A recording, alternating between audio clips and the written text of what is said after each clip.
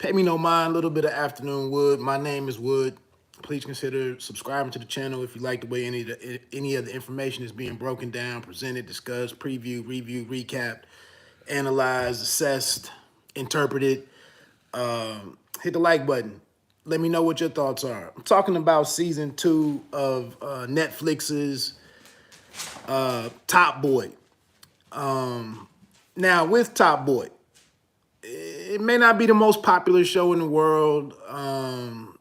Some people have put it out there as it's Netflix's or the UK's version of The Wire, with Avon and Stringer early on The Wire, and here we have Duchesne and Sully. So whatever. You got Drake involved in it. He was instrumental in revitalizing the show or bringing it back after the first series, or the first season, which was called Summer House. Kind of like The Corner preceded The Wire. Summer House introduced all of these characters and introduced the where they live, Summer House. They introduced all the characters and the relationships, and then it was brought back as Top Boy.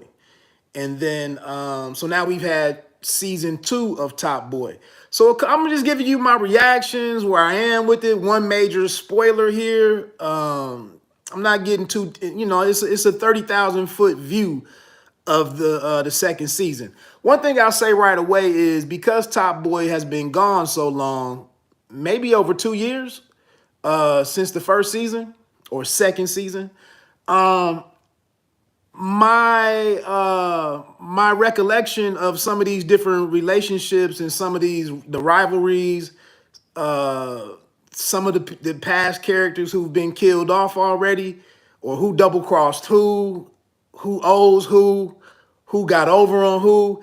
I forgot a lot of these relationships, and that's one of the negative things about watching shows on the streamers, is because very rarely do we watch many of these episodes more than once.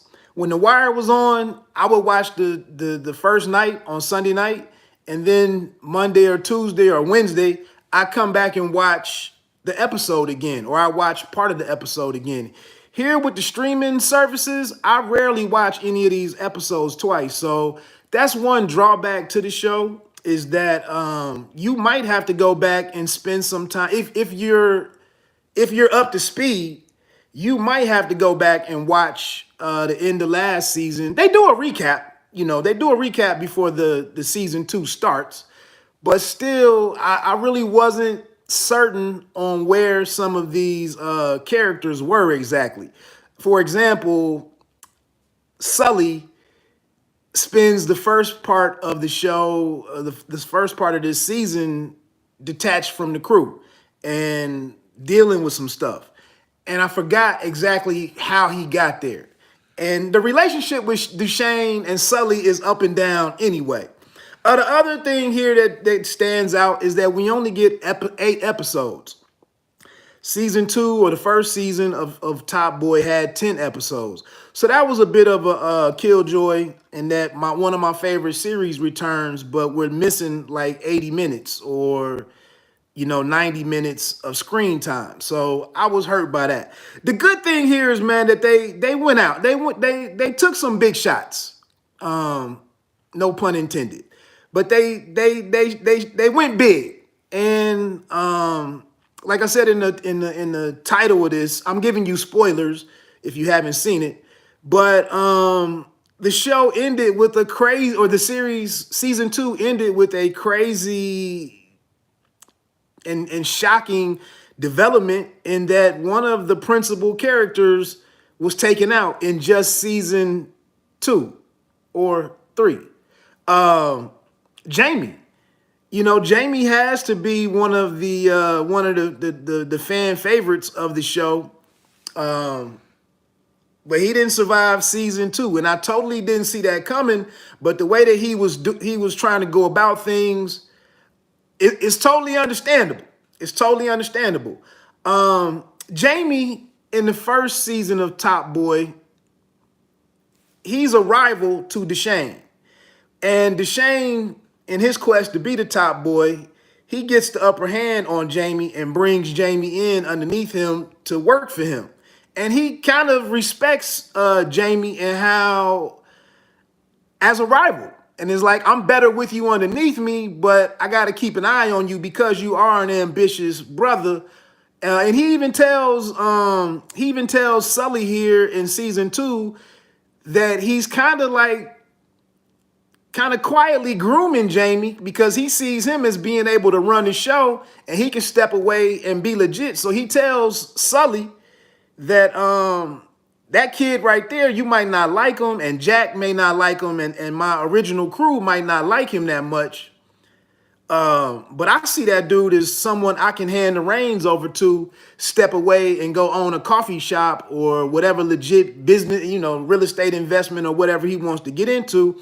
And he can have this dude over here who's very capable. And we already know that Sully isn't really into the streets. He really isn't into the game like Die Hard, but he does it, and he does it very well as a means to survive and whatnot. So Sully is one of my favorite characters on the show. But again, Jamie, for those that don't know, Jamie is actually he was the head of his crew, and he was making a lot of moves, but his parents are dead, and he's been raising his 2 younger brothers, Aaron, the middle brother, and then Steph, the baby brother.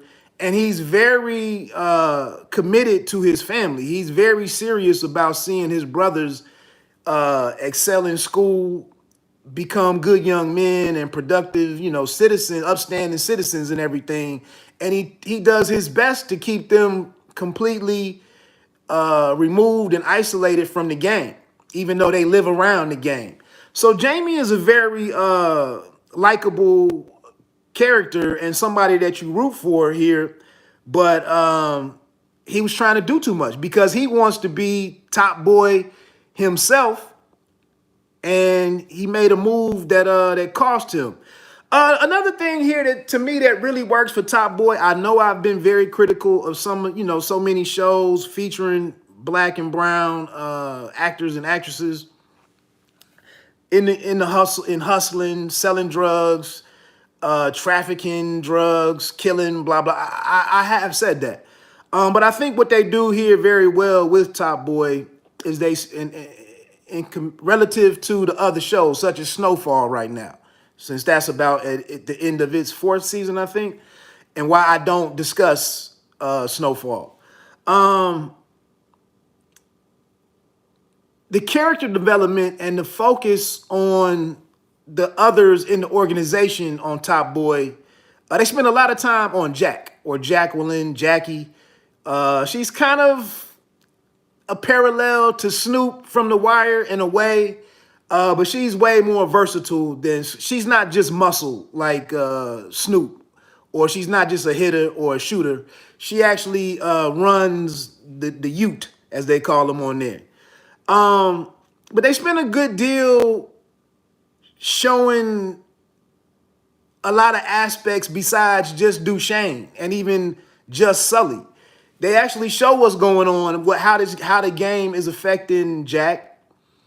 They show how the game is affecting Summer House, the area that they grew up in. It's just, in my opinion, it's just more character development. Personally, I've gotten a little bored with the focus being so much on Franklin in Snowfall. And I know they've tried to show us what's going on with Lee.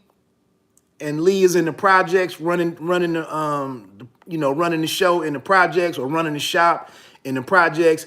They've shown some of what's going on with Jerome and Louis emerging as a in-house rival. They've done some different things, but it's still, I don't know. The focus is, to me, it's just I'm just bored with seeing what Franklin is going through. So, and then what's the other dude? Is his name Sully? The other brother that's on or Scully? Maybe it's Scully.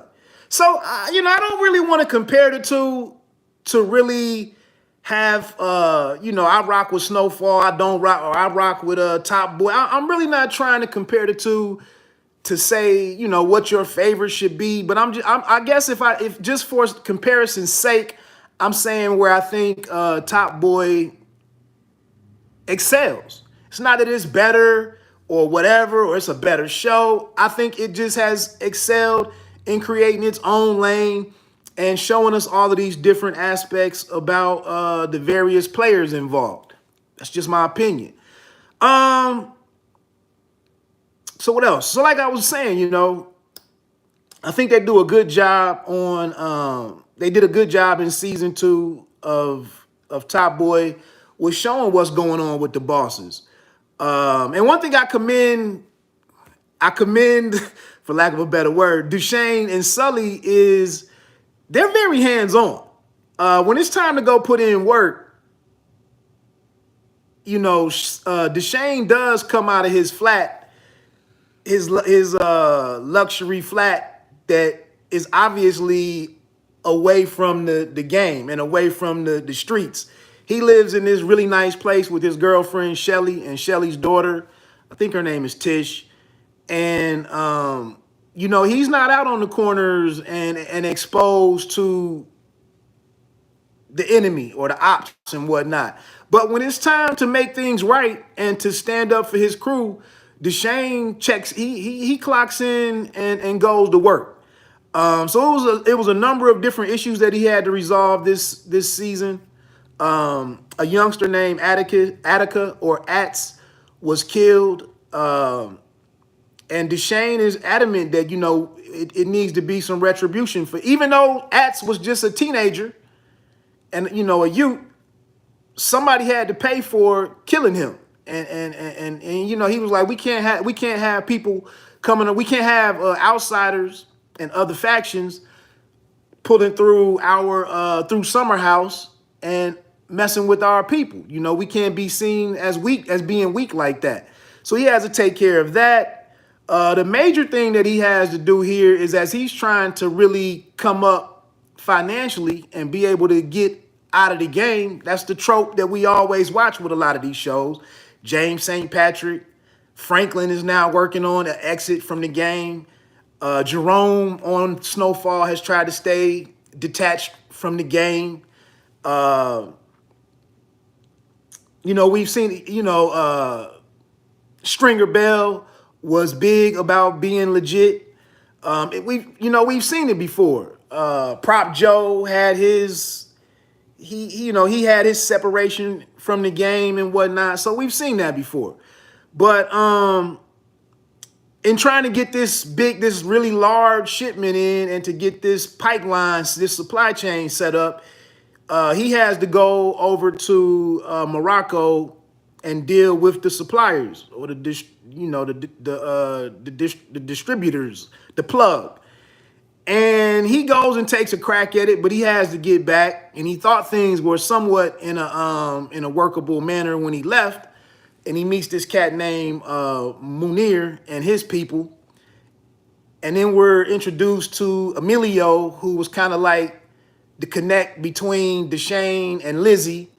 But Emilio is getting out of the game because his wife has been given 3 to 6 months to live. And he makes a promise to his wife that I'll get out of the game.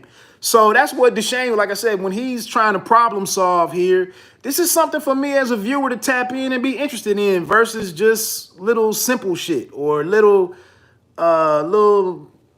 day-to-day operations and whatnot. When he can't get it done, though, he's forced to send Jamie over there in his place because he tried to send his number 2, or really his co-partner in Sully. He tried to send Sully over there, but Sully is like, bro, I don't take orders from you. And Sully, like I said, Sully and Duchesne aren't always on the same page, but because they started it together, Duchesne is bags that pop up where Sully is holed up on this boat, working things out in his personal life. So when Duchesne goes over to him like, bro, I need you to go over here and take care of this issue. And then Sully is like, nah, man, do it yourself. They actually get into some blows. And so Deshane is forced to take a risk in bringing up elevating Jamie to go over there and knock this out. And this leaves the opening for Jamie to go over there and meet the plug himself. And where Jamie makes his fatal mistake is, and being as ambitious as he is, and wanting to be top boy himself, still holding on to those types of aspirations, he tells Juan El Bueno, who's a federal, he's like, he's a Fed over in Spain, I believe. And he's the gateway for the drugs to come in from Morocco. And if you don't pay him, then your drugs can't go through. So they send Jamie over there, and Jamie shows his whole hand. And he was like, look, I'm here to get a deal together so that we can get the supply chain open for my boss, Deshane, who they'd already met. Yeah, they'd already met or knew of each other through a third party. But he tells him, right now I'm over here to get this set up for that. But he's like, give me enough time, and once I get rid of Deshane, I'll be back and me and you can do business. So later on in the season, when Sully does come back into the fold, and Sully is brought back into the fold because he goes to help a family member, a female, he goes to help her with some mess that she's gotten into. And he has to kill some people and get into some street activity. And so that reignites him. But as he fixes that situation, he becomes exposed and gets kidnapped. And he's holding the product of some other gangster. And they send out the video like, if we don't get our product and our money, or we don't get our product from our food, if we don't get our food from this brother, we gonna kill him. So Deshane and his people and Jack, they get a wind of this, and they go into action to go recover Sully. When they go recover Sully by taking out this cat named Kadeem and his partner, Sully, of course, is grateful for being saved, because it looked like Sully was out of there. It looked like he was going to be the first principal character that was going to be taken off the chessboard, if you will. But Deshane goes and gets him and saves him. So, of course, this, reunites the two. And Sully is back in the fold. And Sully is like, yeah, I'll go look into that Spain thing for you and get the supply chain open back up. So one thing that the Fed in Spain, one thing that they needed to resolve was, he said that he needed 25% of the load was what his take needed to be for him to allow the drugs to pass through. Obviously, nobody wants to pay. So we get into some economics here and some business, some business basics of business and commerce. And Deshane and Sully are like, ain't no way in hell we want to pay 25% per load. We know that's not fair. So when Sully goes over there and confronts Juan El Bueno to try to renegotiate those terms, they feel like the easiest thing to do is to get rid of Juan El Bueno. So they work with Emilio, who is the man there in Spain that Deshane has been working through. Emilio comes back around and he puts together a plan on how to take out Juan El Bueno. And he's actually interested in killing, he wants to get revenge against Juan El Bueno, because in like episode 1 or 2, for some reason that we weren't really told, El Bueno kills this dude named Antonio, who Emilio tried to hand the business over to and maintain the business between Deshane and Emilio. So Emilio really had it out for Juan El Bueno, but he just needed the right situation. Revenge is a dish best served cold. So they take they remove Juan El Bueno to open up the supply chain again until the next. And that may, and that right there, when I do my critiquing and make sure the story is on the up and up and script integrity and all the details, the devil is in the details. That might be the one thing that jumps out to me is, when you do kill someone like a federal agent and you just leave the bodies out there in the open the way that Sully did, something comes back from that. They just don't come and get rid of a federal officer and not ask any questions and not check out his cell phone records and what his activity had been. And why do you have all of these numbers, these calls and all of this contact to these people in the UK? So that's me with my little critic hat on. And maybe that's to come in season 3, if there is a season 3. But the one thing that Juan El Bueno, the cat that he lets out the bag before he gets killed, is when they have this meet, Juan El Bueno points over to Jamie and was like, "Why are you so quiet tonight? The last time you were here, you were talking about all of these big business plans and being the, and doing doing things bigger and better. Why you so quiet tonight?"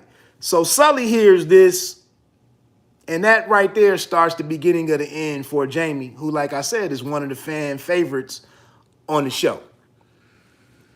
All right, so I got to get ready to get off of here. So the other thing here is that, like, a big emphasis on Jack, who's kind of like Jack is kind of like middle management. She reports to Sully and Deshane, and then she runs the whole street operation. But it's stressful on her too. She's leading all these guys. She has to look the part and be the part. But on the side, she's a little lonely. She has this female that she gets involved with. She's also being given all of these tasks to take care at one time. And so they spend a good deal of time showing us some more things about Jack. Now, the one thing, like I said here, just how long ago season 1 was, I forgot what the situation was with Jack's sister, Lauren. In season 1, a couple of different individuals either ratted, snitched, or turned or gave up some of the dope dealers, some of the hustlers, and different things. Some people were killed. Sully had to kill, I don't know if that was his family member or his friend, but he had to kill this dude named Driss because Driss got flipped. Jack was able to send her sister away because her sister gave some information away that endangered Sully, I believe. So instead of killing her, Deshane agreed that she could be sent away. She just couldn't never come home. Well, in this season, she gets hooked up with this brother named Curtis and his sister V and this dude named Speaks. And they sell guns in Manchester, I think. And what's crazy here is I'm listening to Curtis's accent, and it sounds much different from the people in London, Deshane and Sully and all of them. So I'm learning a little bit about England, or Great Britain or whatever. And anyway, Lauren is miserable here because even though she's pregnant by Curtis keeps his circle, his sister and this dude named Speaks, he keeps them around him at all times as they do their thing, with their hustle in dealing arms or selling guns. And she just gets uncomfortable about, how she's being kept under wraps, and she can't move about. So she's getting word back to Jack that, hey, I want to come home. I don't like these people. They're making me feel uncomfortable. And then Lauren is catching a lot of flack from V, the sister of Curtis. That's what sisters do. She's and V is really not trusting of Lauren because she's an outsider. But Curtis is like, hey, she's carrying my child, so whether you like it or not, she's family.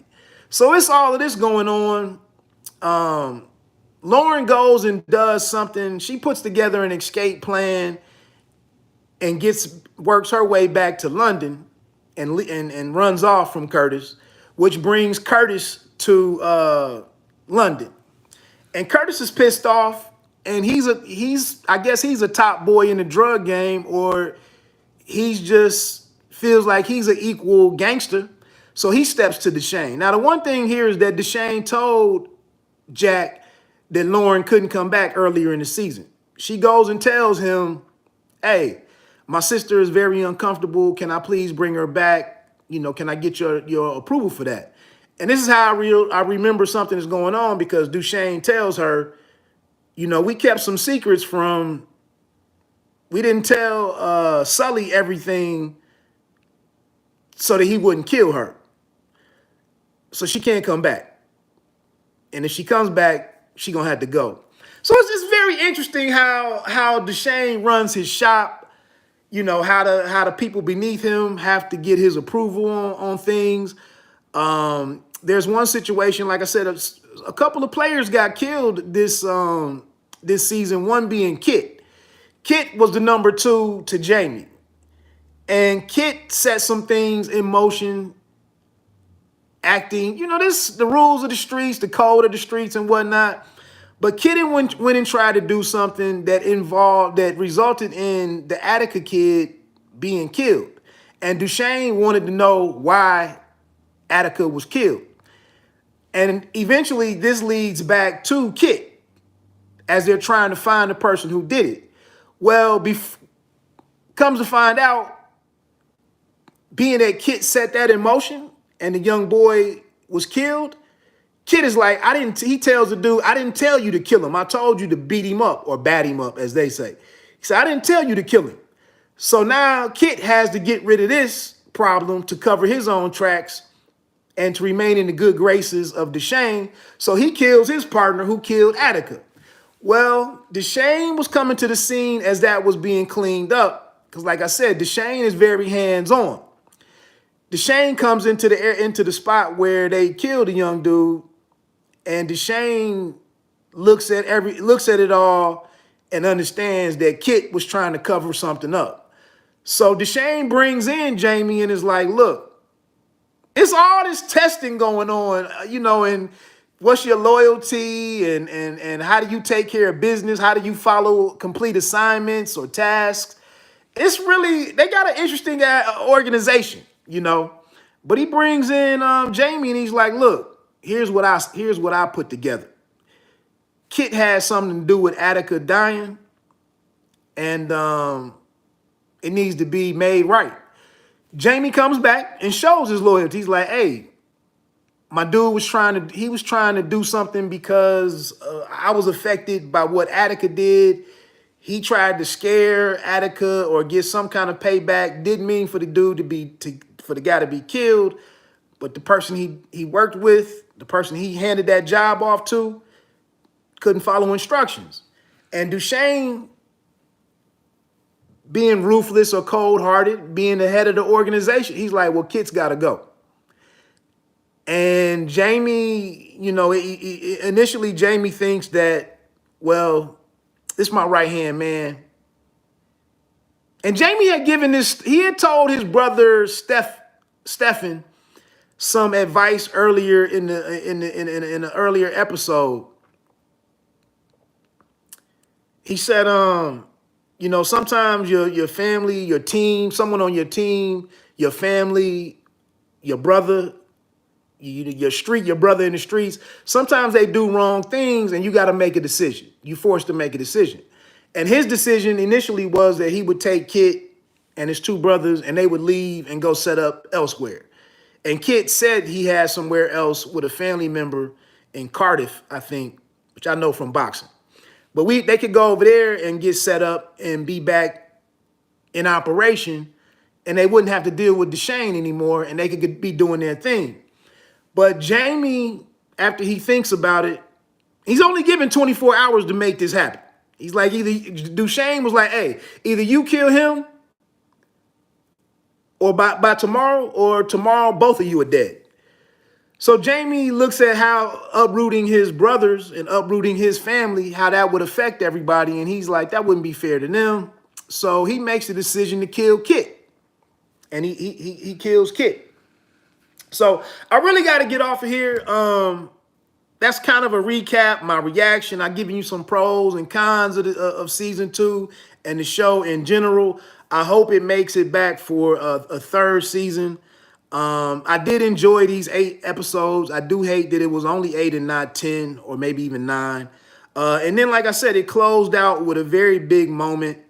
After we think everything is kind of resolved and business, the shipment comes in, they get that squared away. Deshane can get this $10 million that he has as his out, his nest egg, his exit. He's involved in the redevelopment of the summer house housing thing, and he can look to putting a successor in place and exiting the game and living with his girlfriend Shelly. We think that's all happening. But Sully did tell Deshane, he was like, just because you like Jamie and just because you and Jamie on good terms, he was like, that don't fly with me. And it was a moment in there where Deshane tried to give Sully a job to do. He wanted somebody taken out. And he in haste, he just looked at Sully like, do this. And Sully was like, hey, bruh, what do you mean do this? And Deshane comes back and is like, take so-and-so out, please. He's like, I got a lot of stuff going on. My mother just passed away. His mother passes away in this season. He's like, I'm really down bad in a couple different areas right now. Can you please make this happen? But so that kind of like reiterated the situation that Sully doesn't really see himself beneath Deshane. I just don't take orders from you. You know, I'm more of your partner, not really your employee. But Sully told him, he said, it may be squared away with you, but he owes me. And that's the finale of season 2, is Sully going over to Jamie's apartment. Whoever just checked in, this is a big spoiler right here before I get on off of here. And like I said, I thought the season was over. I'm looking forward to, the next season, and I'm cool with what I just saw. And they left. Peace. And then Sully knocks on the door. Well, we didn't know it was Sully at the door. But Jamie goes and knocks on. Jamie thinks he just solved a big situation in killing his best friend. And he's sitting here, rejoicing with his brothers, like I didn't have to uproot everything. They don't know what's going on. But he's like, I didn't have to uproot y'all. I made this tough decision. That's what bosses got to do. And then somebody knocks at the door, and Jamie is like, hold on a second. Let me go get this. And he gets double tapped in the chest. And then Sully comes in the door, takes off his hood, and puts one in his head too. And does this in front of the brothers. So Steph runs over to Jamie, and Aaron runs over there, and he of course he's gonna die. I would imagine. So that's how the season closed out. And I like Jamie. I liked Jamie because he was he was family oriented, and he was trying to make the most of the situation with his parents being taken out. And we learned a lot about Jamie in season 2 with trying to hold things together and to be a provider and getting involved. It was one point in time where he had the upper hand on Deshane in season 2. But Deshane is a little more seasoned than Jamie. So I really like Jamie, man. And he did some good things this season. But like I said, he showed his hand. He overplayed his hand, and it cost him. So I know I've been rambling on for 34 minutes here. There are 1 or 2 other details that I didn't bring in about some of the stuff in Morocco, some stuff related to Jamie.